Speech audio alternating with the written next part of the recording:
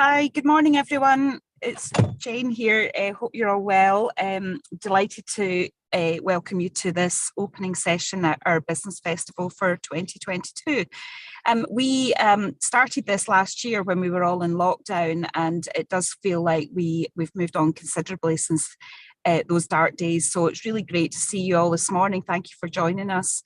I'm delighted that we have Councillor Adam McVeigh with us, leader of City of Edinburgh Council, and we're also going to be hearing from Jimmy Paul later in this session. So we at the Chamber have supported businesses all the way through the pandemic and are continuing to do so, and it's great that now we're really celebrating our recent awards, coming out of that lockdown period and emerging from COVID, and also moving forward with purpose, which is our new theme for this business festival this year.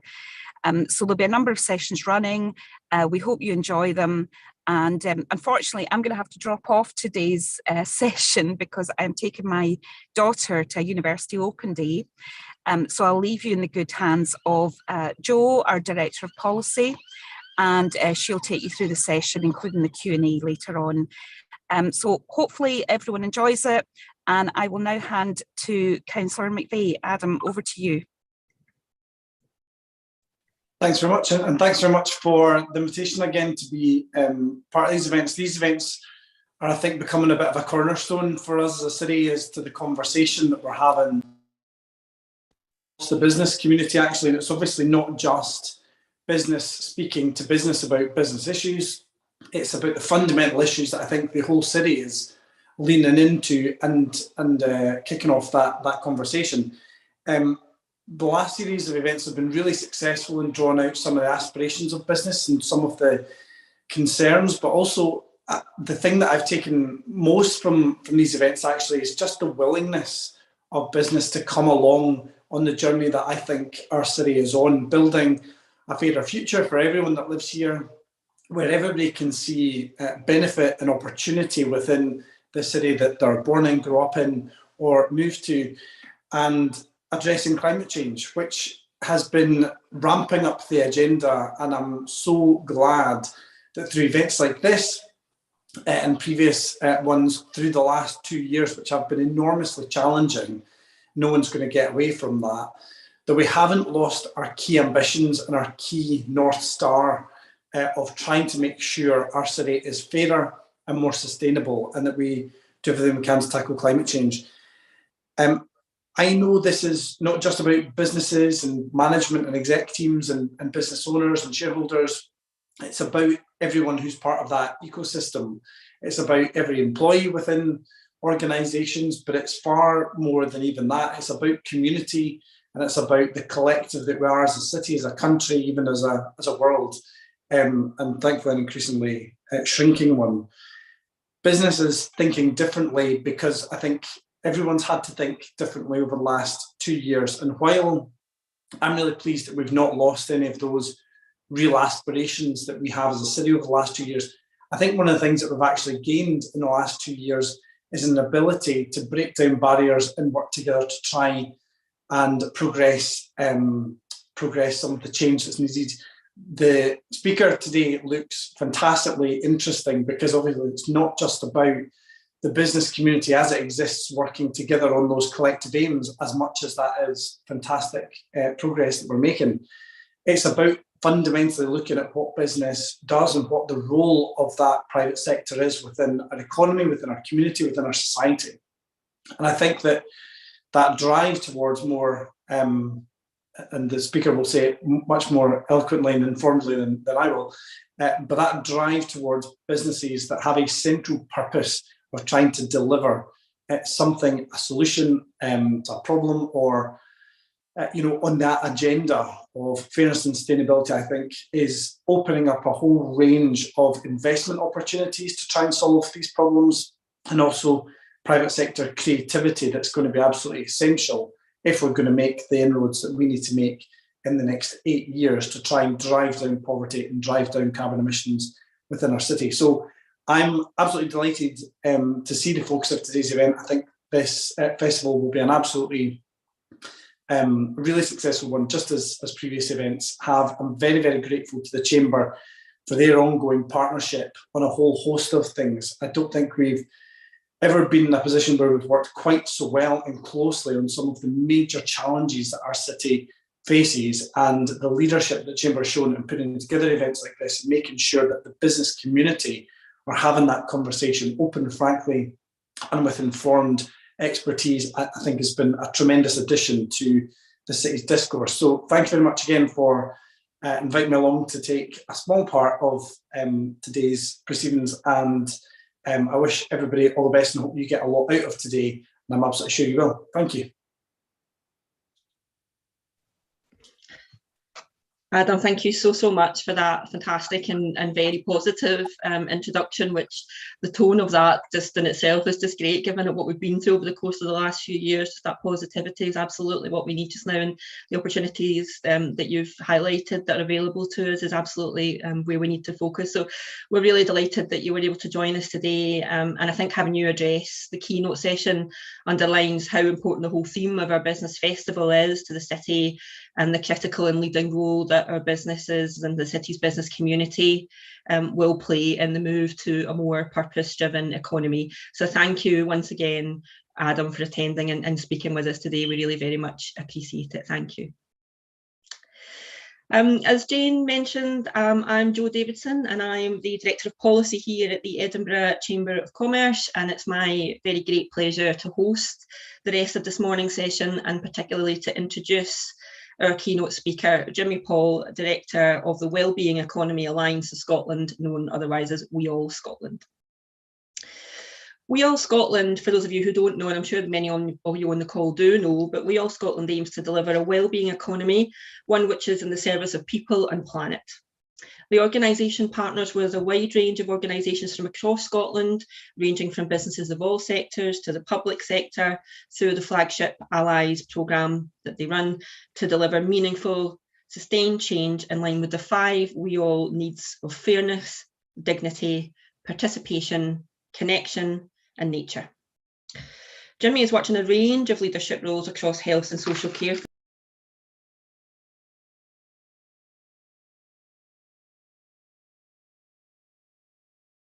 Don't know how that happened. Sorry, muted myself accidentally there. He was latterly a consultant at the Centre for Excellence for Looked After Children in Scotland, and was co-chair at the world leading independent care review. He's an executive coach, a fellow at the Royal Society of the Arts, and has represented Scotland internationally through leadership initiatives at the World Economic Forum and the British Councils. He's particularly passionate about participation and the creative, meaningful involvement of communities which would benefit most from change. So it's quite a resume there, and I'm sure you'll agree that we couldn't really be in better hands this morning to kick off the next 2 days of our business festival. Before I hand over to Jimmy, just a couple of points of housekeeping. You'll all be aware, of course, but just a reminder that the session today is being recorded and live streamed. The Q&A function will be open during Jimmy's remarks for you to post questions throughout as they come to you, and we'll pick those up at the end of his session and go through those in turn. The chat function will also be opened for comments, but if you could try to keep the questions in the Q&A session, that would be really helpful, certainly from my perspective, so that I know that I don't miss anything and everybody's question gets captured in the correct place and we can cover everything, and what I'm sure will be a very, very insightful and interesting and hopefully lively debate and discussion after Jimmy's remarks. So with that, over to you, Jimmy. Thank you so much, Jo. I'm just going to share my screen. Jo, I would quite like if you could just tell me if you can see that and that it's working fine before I start talking. Is that okay? Yeah, no problem. Okay, so that is... Yep, we can see it. You can see it, and if I click from beginning, that okay? Yeah, that's it. You're there. Wonderful, thank you so much, and thank you for such a lovely introduction. And to Adam, what a lovely warm start to this session, and a really hopeful start. That's really kind. Thank you for that introduction. My name's Jimmy Paul. I'm the director at the Wellbeing Economy Alliance, and delighted to be talking to you today. And really, this session is going to be in 2 halves. The first is a bit of an introduction to We All, We All Scotland and what we do and the purpose, why we exist. And the second is more about the 7 dimensions of purposeful business and how business can play their part in delivering a wellbeing economy. So I'm delighted to be here. And I will start by saying We All Scotland is one of many hubs that are bubbling up all over the world with the express purpose of delivering a wellbeing economy. And as I say at the start of this presentation, we will explore what that means before we get into what that means for business. But whilst I do that, Joe said the Q&A function is open. I would love you just now, before we get going, and I'm not going to stop to pause and read through this just now, but I would love you to just pop in the chat. When you think of business at their best, who inspires you, or what organisation inspires you? So if you could pop your answers in the chat, that would be fab. And I would love and look forward to seeing your questions once I finished this session. So the economy. What we do at the moment is take the long road option. We get the economy to grow bigger, but don't fret too much about the damage to people or environment that this does.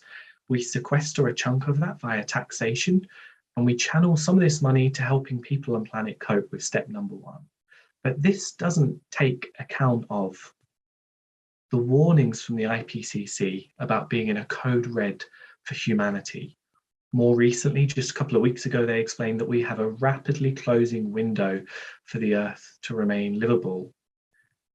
So not only is environmental justice a key issue, social justice is a key issue. We know that in Scotland, 1 in 4 children are growing up in poverty. We know that the use of food banks is skyrocketing. We know also that the cost of living crisis is going to affect families hugely in the coming months. And I wanted to talk a bit then about the limitations of using GDP growth as a sole measure of success of a nation. And since joining WEAL, and shortly before that as well, I was quite curious whenever I saw on the news, oh, this celebration that, we're back to pre-pandemic levels of growth was the headline just 3 weeks ago. What does that mean for our people, those who need it most? What does that matter when the price of energy is increasing stupidly? What does that mean when the price of fuel is increasing and the cost of living is skyrocketing for people? So for us at WEAL, we are fair weather friends of GDP growth and not its ever faithful followers. So what is the composition and direction of that growth, and who does it serve? And there are absolutely parts of Glasgow and Edinburgh and Aberdeen and Stirling and elsewhere who need to experience some growth, but what is the purpose of that and who does it support? And our founder, Catherine Trebek, often talks about growing up in Australia and the natural disasters and the wildfires that she saw that actually reflects extremely well on GDP because it requires new jobs, it requires construction, it requires trade to fix things. But actually, in that measure of GDP is not counted for the treasuring of our natural environment, which is wild when you think about it. So actually, much of what makes life meaningful is not captured in GDP, things like childcare, unpaid care work, or mutual aid groups. So a well-being economy delivers social justice on a healthy planet. That's its express purpose. Its express purpose is not GDP growth at all costs. Now, this is a principle that is hard to argue with, but it does mark a substantial shift away from how we have traditionally thought about economics. And at WEAL Scotland, I said we're one of those hubs that are bubbling up all over the world.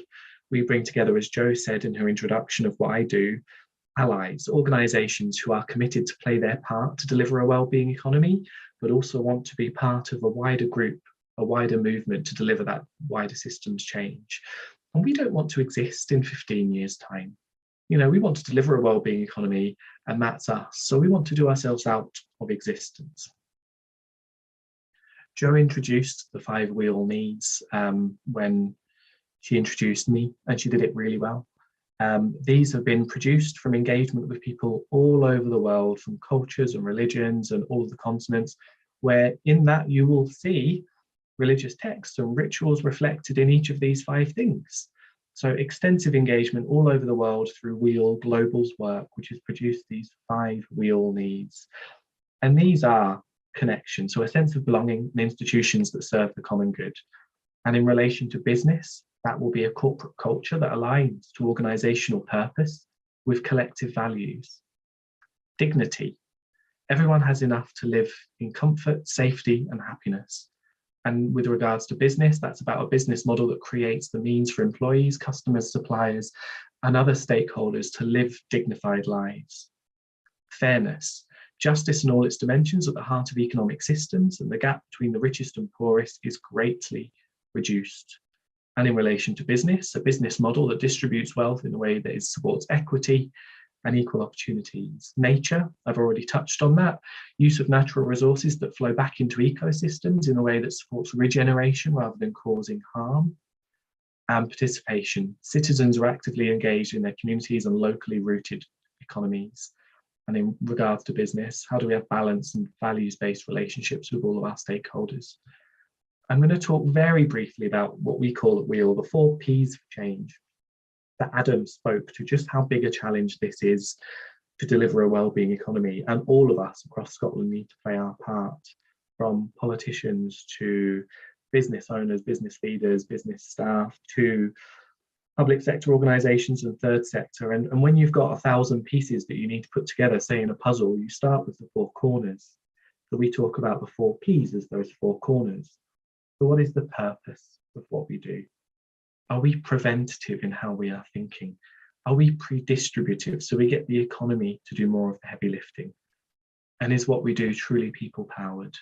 Now, I could spend a lot more time talking about this slide, but I would like to move on to talking about 7 dimensions for the business of well-being. So this is a plug for our report. I will pop it into the chat once I finish this session. And we've done a report on the role that business can play in delivering a wellbeing economy. And these are the 7 principles, the 7 dimensions that have come up. And I'll take each one of these in turn. So rather than read them out now, we'll do a bit of a deep dive into each one of these. Redefine success.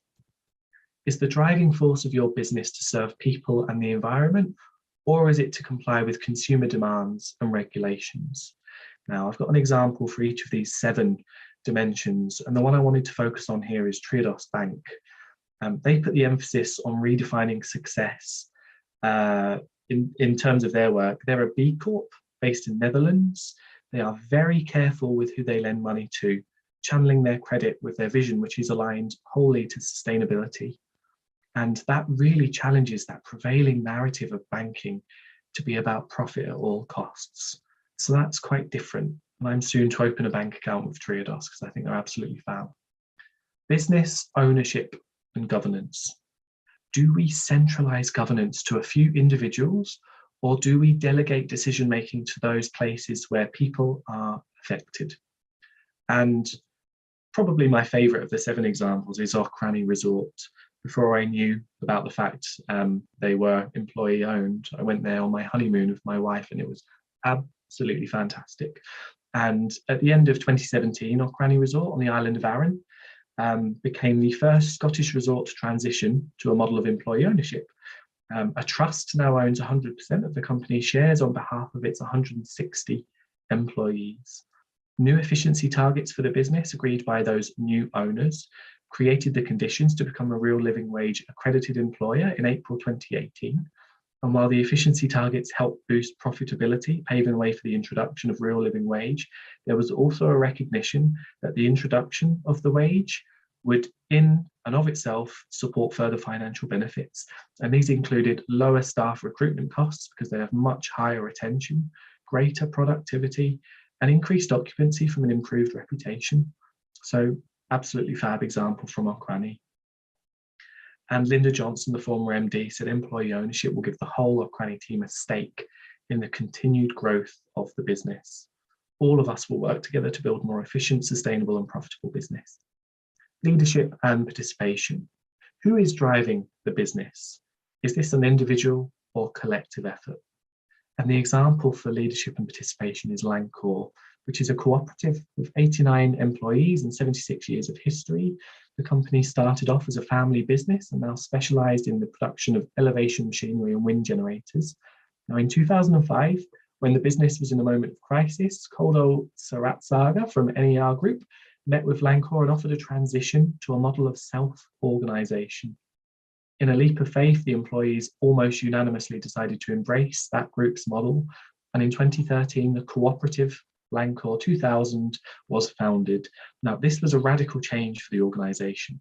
The team had experienced much tension and mistrust in the past. Managers had committed to a workload that workers did not feel was realistic. The change was challenging for former leaders who had held their positions for many, many years. It was also challenging for the workers as they suddenly had to coordinate work themselves in their teams.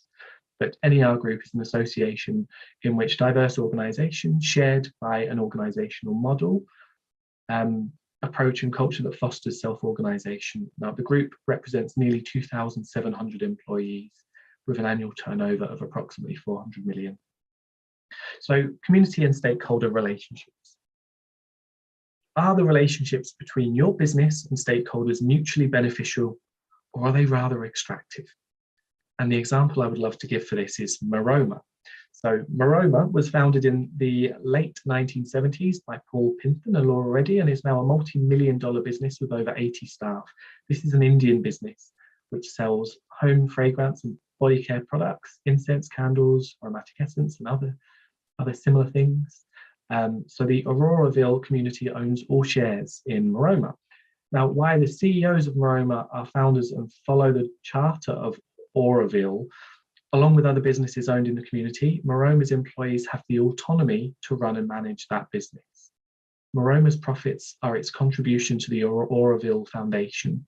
These funds serve to finance and create infrastructure assets in the sector of road building, water, sanitation, power, which includes from alternate sources such as solar, wind and biomass, as well as telecommunications and housing for Auroraville residents. So the residents really benefit when Maroma is doing well.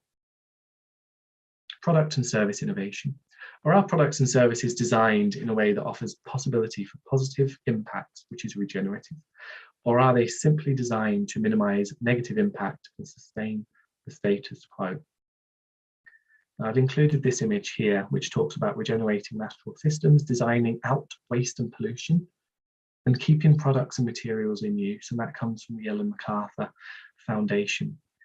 And I wanted to bring the example of Unusual, also known as Unusual Rigging. They are a provider of rigging and stage engineering solutions. For the past 5 years, they've been on a journey to embed principles of circular economy in their business. And of course, people often ask us, how does the wellbeing economy and circular economy relate? They're much the same thing, just with a slightly different emphasis. So historically, Unusual had employed a rental system for its products, which had been efficient at managing material loops. As the company strives to transition towards a fully circular business model, its new goal is to become effective at closing material loops. So no longer viewing their products as having a limited lifespan, which means that Unusual are able to design and offer them as a service. This has resulted in more than 50 tons of steel to date being reused during the course of a year, saving thousands of tons of CO2 emissions. In terms of closing their own energy needs loop, the company has installed solar panels at their principal site. An important additional step Unusual are taking is to share their story of their journey of working collaboratively with their community of suppliers and customers to bring the circular economy to their industry. Through collaboration and sharing, they are demystifying innovations in the circular economy and showing that it is not just achievable, but optimal for medium-sized businesses to also embark on that journey. So much like the other examples I've shared with you, this really is about the art of the possible. Accounting for impact and return on investment. How far do we translate our vision into concrete outcomes which are measured? And another example that I really love is Tony's Chocolonely, which I imagine you'll all be quite familiar with. So the founder of Tony's Chocolonely said, malpractices in the cacao industry drove me to set up Tony's. Many plantations in Western Africa practice slavery and child labour even today. That's what we want to help prevent.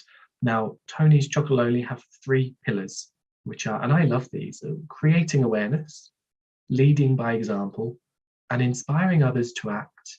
And I think lots of us in this call, lots of us across Scotland in our work and what we do could adapt those 3 pillars and it becomes super relevant. And I love how Tony's Chocolonely have done this. So the newest of these metrics is linked to the 3rd pillar and is all about the start of Tony's Open Chain, an open source platform where chocolate companies can access the necessary knowledge and tools to improve their supply chain. So not only are they thinking about how they measure what they do and success, but they're sharing that openly with others. It's not a competitive thing, it's a hope to drive that wider change for the benefit of all people. Now, critically, Tony's recognises that it cannot do it all by itself, and its business goal can only be achieved in collaboration with others. So it really spends time reporting its impact, highlighting contribution of others in its reporting and understanding of impact. Learning together, the last one. Does business foster a learning environment where failure is seen as an opportunity to learn? And another fab example is of Jaw Brew. Now, again, if you've not read it, and I'll pop this in the chat once I finish talking as well, our report is called Tapping into the Wellbeing Economy, about local production and the role that they're playing as craft brewers to deliver a wellbeing economy is absolutely fantastic. And I was pleasantly surprised about just how willing Jaw Brew and other craft brewers are to sharing and learning with others to enable innovation and excellent practice. So the principles of wellbeing economy and being regenerative and circular, as I've already mentioned. And Jaw Brew, one example of that from what they do is use leftover bread from a local cafe to brew their beer. I think it's so popular that I've not been able to order any online, actually. I know it's available in store, and maybe I need to make the trip out to the west of Scotland to do that. But other breweries have used excess heat from their production process to heat local swimming pools. These are just fantastic ideas that are possibly replicable, where people can share with each other. And that ethos of wanting to share with others flies in the face of an economy which is all about competition and winning. And actually, it's mutually beneficial. So I'll pop that report in the chat once I've finished talking. So that is me. I think that's pretty good for time. I'll just finish up by saying it's been a real pleasure. I'm looking forward to discussion and some questions that will follow. And in terms of our allies, our existing allies, a special mention for Remarkable, who do really good work in this space. Scotland Can Be, who do really good work helping to drive purpose-driven businesses and helping people to understand how to get to delivering that. And also a recent development from Simon Farrell and Everyone's Edinburgh. And if you've not heard of that, again, that's the third link that I will pop into the chat because it's well worth a look, everything that Simon's doing, and I know he's involved in this business festival. And the last thing I'll say before I finish up is, if you are interested in learning more about a wellbeing economy or joining the group of allies, you are very welcome to do so. It is free to join unless you would like to donate upon joining, but that's your choice. It's free to join, and we're all about playing our role, our individual part to deliver that, but also that collective learning and collective influencing for wider systems change, which we know is so crucially important. I'll finish there. Back over to you, Jo. Thank you so much, Jimmy. That was just brilliant. There was so many things to pick out of that. And again, the examples that you gave are just, I mean, that's what the next 2 days for us is all about. It's about trying to get businesses to see just how achievable some of this stuff is, despite some of the challenges that we know that businesses and our members are still facing as a consequence of what we've been through over the last couple of years and Brexit and what is continuing to happen in Europe. You know, this kind of stuff can be done, and there are positive stories to be told and things that you can learn from and examples that you can take, and that's all. That's exactly what the next 2 days is about, is just pushing those messages to attendees. So thank you so much for setting the tone there for us, I think, over the next couple of days. And especially thanks for mentioning Everyone's Edinburgh. The Chamber's been very involved in that initiative too, and Simon is doing a great job leading, especially on the Business for Good work that we've been involved in, which is part of Everyone's Edinburgh. And again, we'll put some links into the chat as to how people can look specifically at the Business for Good piece, which recently launched under the Everyone's Edinburgh umbrella. So thank you, Jimmy, for that. And hopefully, and I'm sure it has, I can see from the Q&A that has already started to stimulate some interesting questions. So I'm just going to go straight to them, if you don't mind, and then we can sort of get into the debate and discussion. So the first question we've got here is, is from an anonymous attendee, but it's how can we make the circular economy easy to adopt and encourage businesses to start making change? I think the first thing, Joe, and great question, is to understand where is doing it well. So that case study, and you'll have plenty over the next couple of days, making sure that it is, people understand where it's happening and we can learn from those places where it's happening. So a sense of hope and a sense of possibility first and foremost. We also do need to understand that in order to achieve this, we might need more support from government, from the work that the Business Purpose Commission is doing, for example, in terms of recommendations that arise there.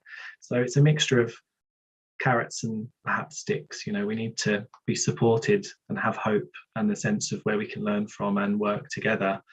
And that's partly what we do at Wheels Scotland, bring people together to share that hope and inspiration and stories and case studies, but also a sense that where we need more support from the system, from government and otherwise, to be incentivised to realise that, be a collective voice for Scottish Government to put their shoulder into that. And we know that Scottish Government is committed to delivering a wellbeing economy. We know that the Scottish Government is one of the founding nations of the We Go Wellbeing Economy Government Nations. So what is it that business needs to play their part, and how can they support us? So a mixture of the two things. What can we do? Learning from others, having hope and inspiration, but also being willing to challenge where the system isn't enabling us as much as it could. Yeah, great, good stuff. So the next question then is specifically around working with yourselves, and someone's asking what opportunities are there for partnership with Wheels Scotland, and how could we work together? I know you've mentioned this in your allies, and when you discussed the allies programme, that are the way that you operate with your allies, but maybe if you could just go a little bit into a bit more detail on that would be really helpful. No, it's a really good question, and I'm glad it's been asked because it allows me to talk more about our allies and what we do. So our allies are a really diverse group of people all over Scotland, from public sector, from business, third sector, membership organisations. And again, I said it already, I'll say it again, they want to play their part to deliver a wellbeing economy, but also want to be a collective for wider systems change. And we've had many meetings with our allies. We've provided ways in which they can feed into things like the National Strategy for Economic Transformation and other significant developments over the past year since we've been operational. But in spending time with our allies, they told us they want us to work on 3 areas of collaboration. And one of those is local wellbeing economies, which might relate to some of the participants in this call. Another one is policy and political influencing, which might also relate. And the third one is actually a whole strand dedicated to business and the wellbeing economy. So we welcome anyone who wants to play their part, and we are driven by the work of our allies. So we create the spaces for people to come together to tell us what it means to deliver impact, and we provide that thought leadership and that oversight and the framework in order to achieve what we agree to achieve.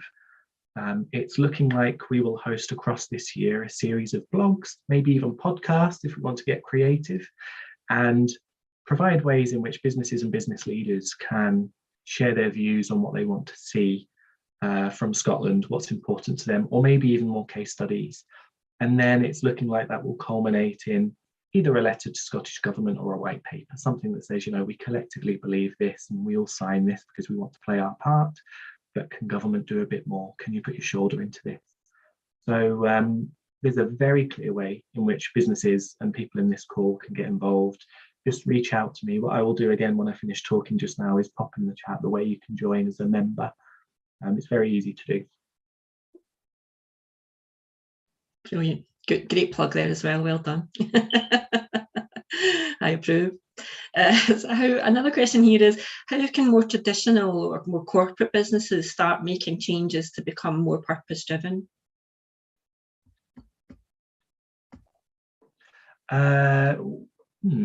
Curious to know. Yeah, Joe, I think would like to answer this question live. I see that Joe would like to answer that one. And maybe Joe's better placed for that than I. Is that right, Joe? Yeah, no, that's just the answer there is just the stock thing that the chat function does when I've asked the question. But I guess that is something that we are looking at doing through what we do as a chamber, but also through the work that we're doing with Everyone's Edinburgh and Business for Good, is to start to sort of I guess raising that awareness is a key thing, I suppose. I guess helping people to understand just what exactly purpose-driven business is the first stop, and maybe not a lot of businesses at this point understand what that looks like and how they can do it.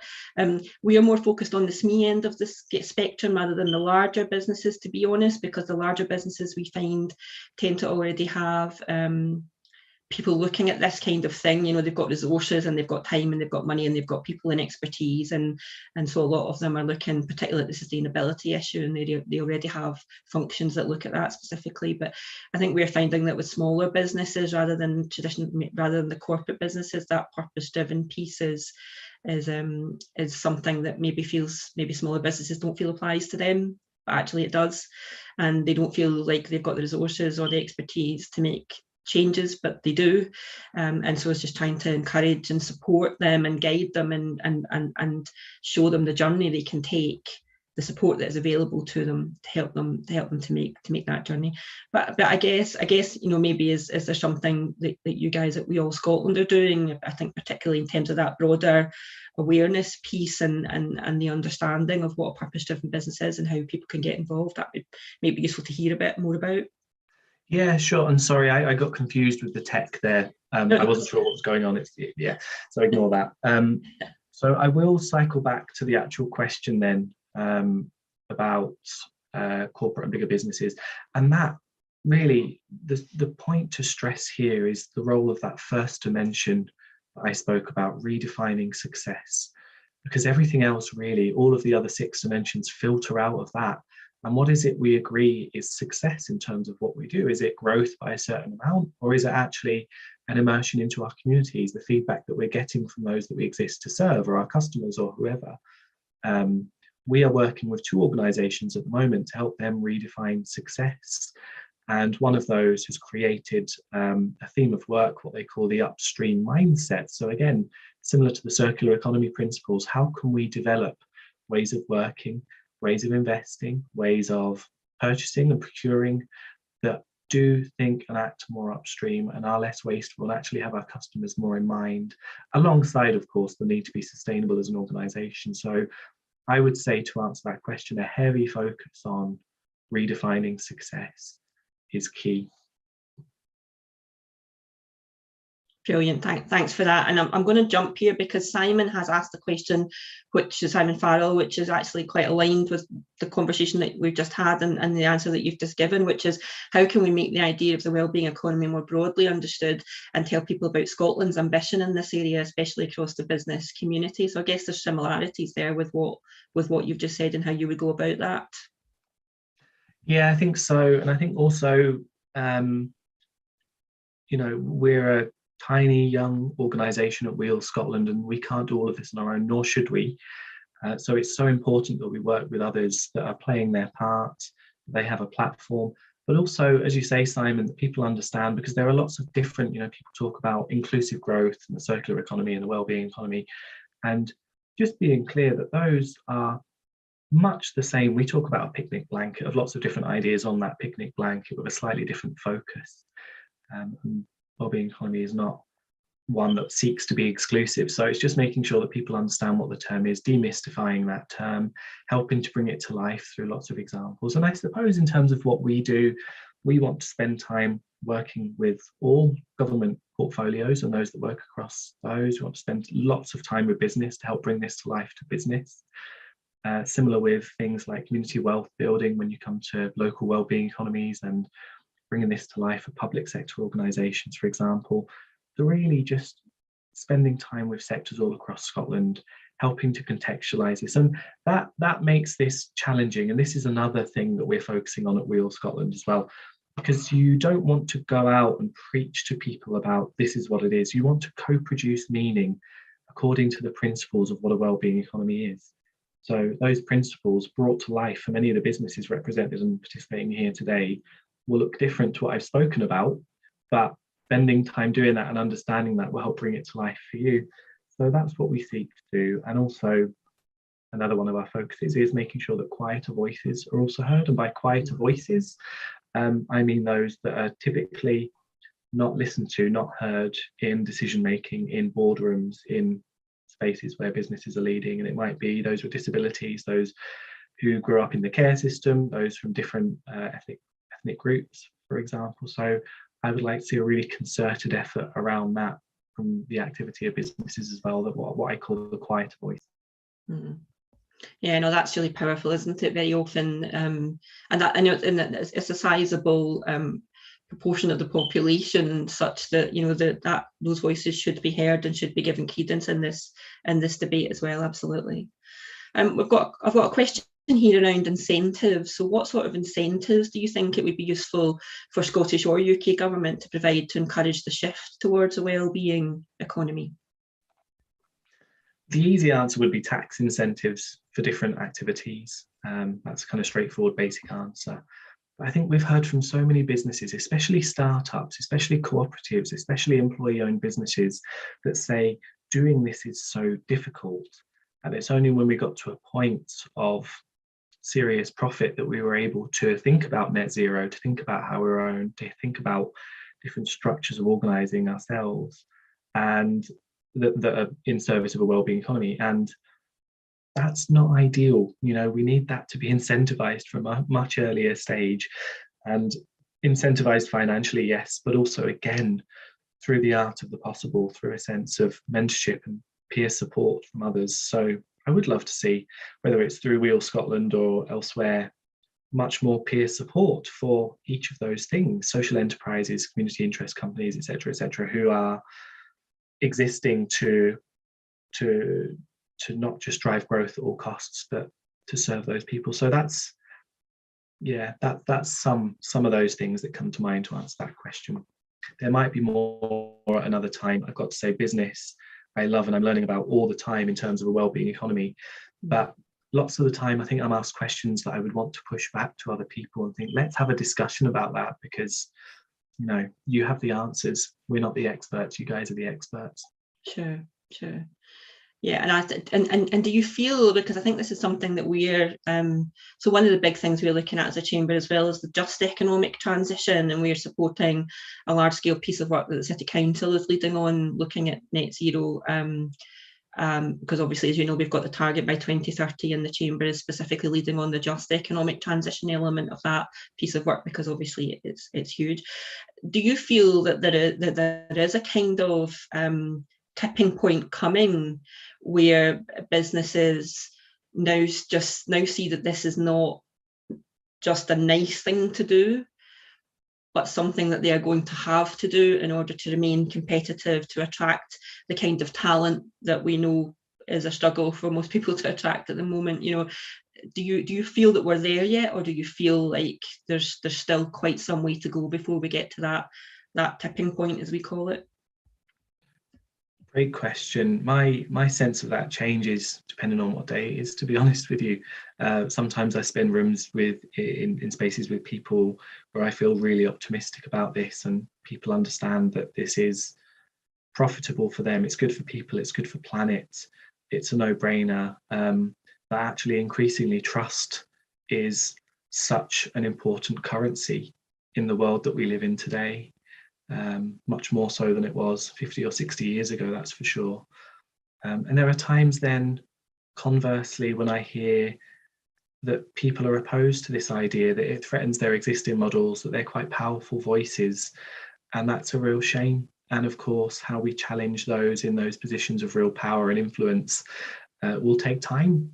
So I feel a mixture of things, to be honest, Joe. I feel a mixture of optimism and hope, and seeing and sharing some of the practice and examples that I was able to share with you today, not just from Scotland, but all over the world. And there are plenty more examples from Scotland. Gives me hope. But I think those organisations and many others need a sense that this is possible and this is beneficial for them and for others. And so we need to continue to push on forward and fight that good fight. Great. And I guess just we've got another couple of questions, but just another one, just sort of because it's kind of aligned, I guess, to what we've just been discussing. Just for me, is that whole, in terms of that just transition piece, how can you measure that? You know, what sort of measurement and impact measurements are you looking at, and what does good look like for you? How will you know when you've achieved what it is that you've set out to achieve, so that you don't need to exist in 15 years time, as you said in your presentation? How will you know that you're there or getting there? Yeah, and this is some work. So how will we measure this is likely to be a feature of that deep dive into the business work stream that I spoke about as part of our work, because again, the experts are out there and we need to bring them together to get their heads together to think about this. So I'm not sure, in short, but in terms of the principles that will underpin that, do people feel valued? Is work offering dignified work and lives and opportunities for living? Are people able to participate in what they're doing and have a say, and not just workers, maybe communities as well? And these are things naturally things that are much harder to measure and quantify, but we do need to triangulate. And you know, it relates to this point. It's more widely to do with a well-being economy rather than business, but our founder Catherine Trebek often talks about, you know, instead of GDP, how about we have a basket of measures which better reflect community well-being? So there will be some measures that reflect community well-being, some measures that reflect how businesses are doing in that, I imagine. But she often talks about girls riding bikes to school. And if that was one of a basket of things that we measured, it would mean that there are less cars on the road, so there's less pollution. It is safe in that community for girls to ride a bike to school. Families can afford bikes. School has the ability to store lots of bikes. Children are getting exercise they wouldn't have otherwise got. Lots of different things that better reflect community well-being that at the moment isn't captured in GDP. So again, it's kind of hard to prescribe what we would measure onto this, but only through a process of co-production would we be able to generate really meaningful things. But it does need to sit alongside those principles that I spoke about earlier of a well-being economy. Brilliant. Yeah, it's a big question, I guess, probably an unfair one for this this discussion, but definitely a big question. Susan Jones is asking, what are your ambitions for the Scottish economy over the next 5 years? Ooh, great question. Great question. If I had to put something into a sentence to answer that, it would be that Scottish Government, and therefore businesses, and therefore society, doesn't just see a percentage of GDP growth as something to celebrate. That we understand that that is a percentage, but there is much more to it than that. And maybe at the moment, you know, I said earlier, the direction and composition of that growth. So really, in 5 years' time, if the narrative and discourse is around a discussion of what that GDP growth means for communities and people and how it's directed towards those who need it most, that would be a big win, because that would be a significant step towards delivering a well-being economy, that critical analysis of what this means for people. Other than that, I would like to see, as I've said, much more support for businesses, especially those who are employee-owned, social enterprises, much more support for community wealth building at a local level, which I know you'll be aware of and conscious of at the Chamber. And I would just like us to be more clear.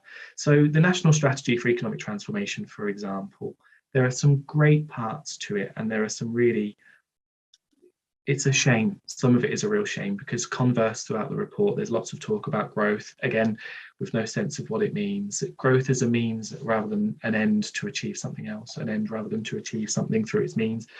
In short, a much better, higher quality discussion and discourse around what our economy means and why it exists to serve.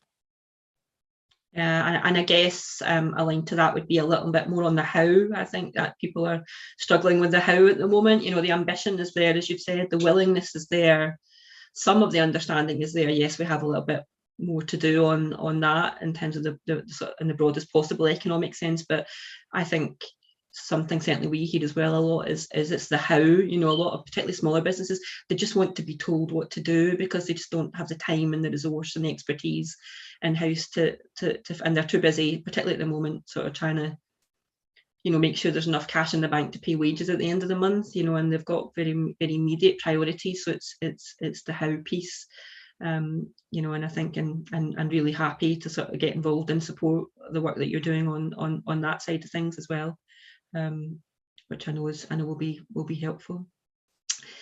We have another question here, and it's about, as you know, we've got local elections looming on the horizon. So the question is, what would be your key asks or questions to some of those candidates that are standing in that election?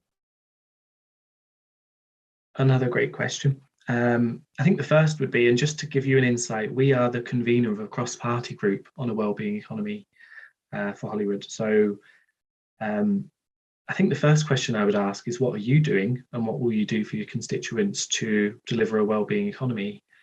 And I would like them to drill down into participation, business, I suppose the public sector, thinking upstream rather than downstream.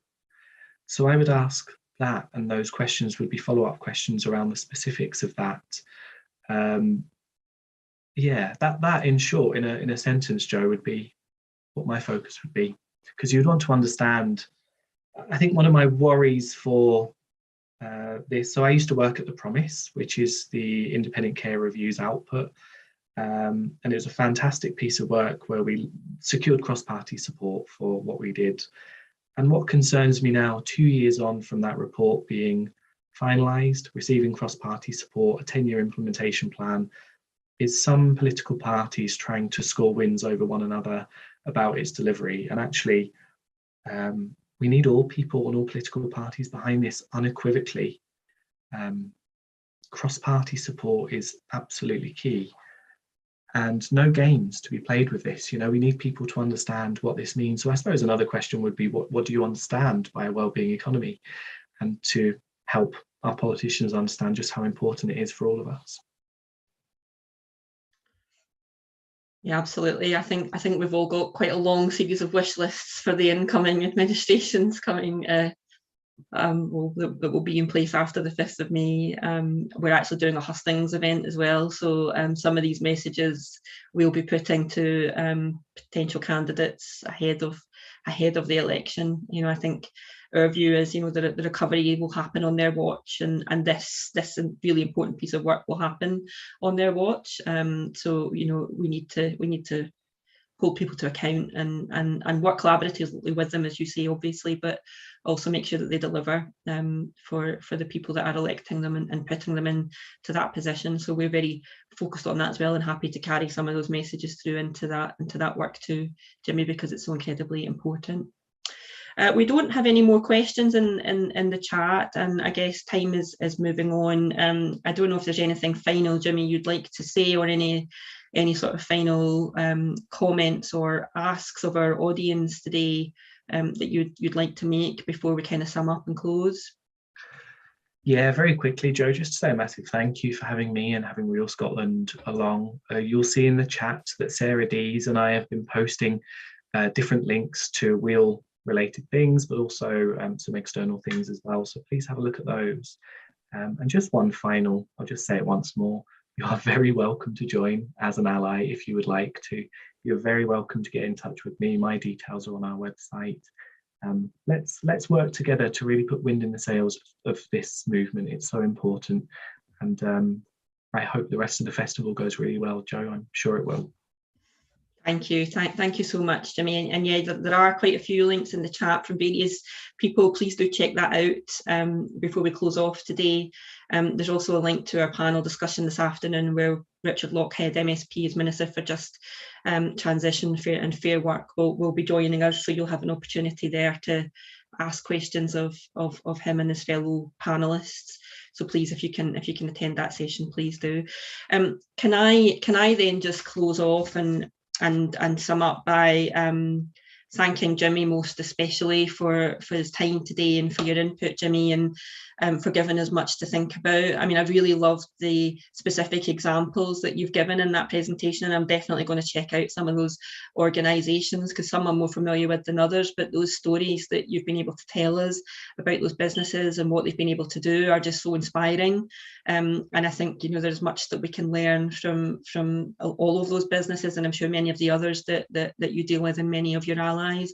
So thank you for sharing that. I particularly love the take on GDP, and I think this is something that we'll lean into a bit as well in terms of the limitations of it in this basket of measures, which sounds to me perfectly logical and rational, and something that we should take a look at. I think if COVID's taught us anything, it's taught us that, you know, some of the old, more traditional ways of doing things are maybe not the way to do things moving forward. So I think that's something we really want to look at. And I also really loved the definition that you put together of what a well-being economy is, you know, delivering social justice on a healthy planet. It's succinct, you know, it's ambitious, and it's unapologetically so clearly, but you know, I think it belies a lot of the work and a lot of the challenge that we face to try to get there, but it also, I think, gives hope and